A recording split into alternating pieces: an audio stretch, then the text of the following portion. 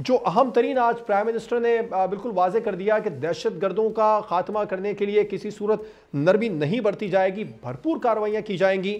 آپ کو لگتا ہے جو نیشنل ایکشن پلان ہے اس پر عمل درآمد کتنا ضروری ہو چکا ہے، اور جو نیشنل ایکشن پلان کے لیے جو واضح طور پر نکات سامنے آئے تو اس پر منوان عمل درآمد کیا جائے؟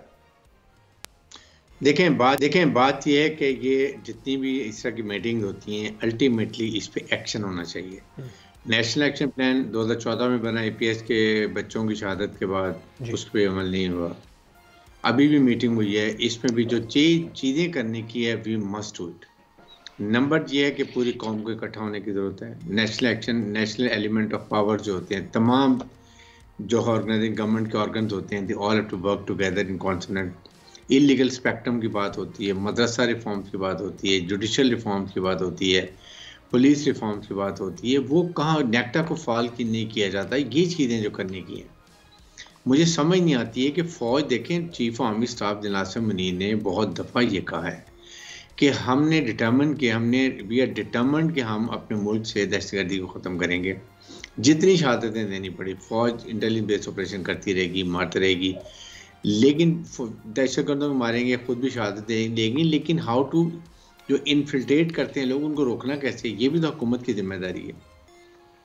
کے لیے سب سے بڑے جو کلپریٹس ہیں نا وہ آپ کی اشرافیہ۔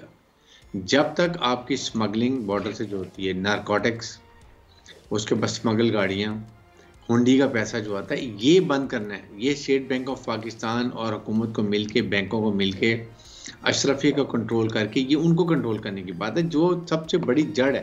جب فائنینشیل ٹیررزم نہیں بند ہوگا تو کیسے ختم ہوگا؟ جب پیسہ آتا ہے ان ٹیررسٹ کو ملتا ہے، ان سے ویپن خریدتے ہیں، ایمونیشن خریدتے ہیں، فیملیز کو دیتے ہیں، خود لیتے ہیں، تو پھر مجھے بتائیے کیسے ختم ہوگا؟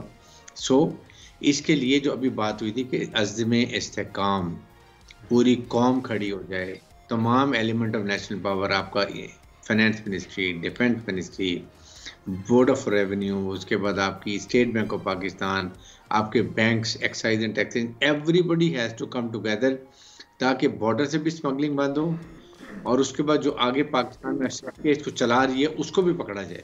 اور آپ نے دیکھا ہے افغانستان بعد کتنا شور مچ گیا، نہیں جی بڑا ظلم ہو رہا ہے، جی کیا ظلم ہو رہا ہے کہ آپ کو اللیگل پیسہ آنا بند ہو رہا ہے، ہنڈی سے تھرو پیسہ آنا بند ہو رہا ہے، آپ کے جو غلط چینل استعمال ہو رہے ہیں ان سے پیسہ آنا بند ہو رہا ہے۔ یہ آپ کو کرنے کی ضرورت ہے فوج کے لیے، آپ کو اور ہم نے چاہیے دیکھا آپریشن عزم استحکام کے بعد ڈالر کی جو قیمت جتنی تیزی سے جتنا وہ بے لگام ہو رہا تھا اس پر بھی قابو پایا۔ اچھا، آپ نے بات کی فائنینشیل ٹیررزم کی، آج جو اجلاس ہوا اس میں پرائم منسٹر نے خطاب کیا، اس میں ڈیجیٹل ٹیررزم کی بھی انہوں نے بات کی۔ انہوں نے بتایا کہ پاکستان سے باہر بیٹھ کر سوشل میڈیا پر جس طریقے سے پاکستان کے خلاف زہر اگلا جا رہا ہے، حقائق کو مسخ کر کے پیش کیا جا رہا ہے، اس پر قابو پانا بھی بہت ضروری ہے۔